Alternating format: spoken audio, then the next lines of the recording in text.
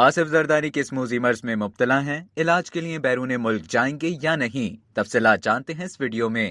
Doctor Asim حسین نے سابق صدر اور پیپلز پارٹی کے شریک چیئرمین آصف علی زرداری کے پھیپھڑے کے انفیکشن کے علاج کی تصدیق کر دی۔ ڈاکٹر عاصم نے بتایا کہ آصف زرداری کے پھیپھڑے کے ایک حصے میں انفیکشن ہے جس کا علاج کیا جا رہا ہے۔ سابق صدر کی طبیعت میں پہلے سے بہتری آئی ہے، سینئر ڈاکٹروں کی ٹیم ان کا علاج کر رہی ہے۔ ڈاکٹر عاصم حسین نے مزید کہا کہ آصف زرداری کے اسپتال میں تمام ضروری ٹیسٹ کیے گئے ہیں۔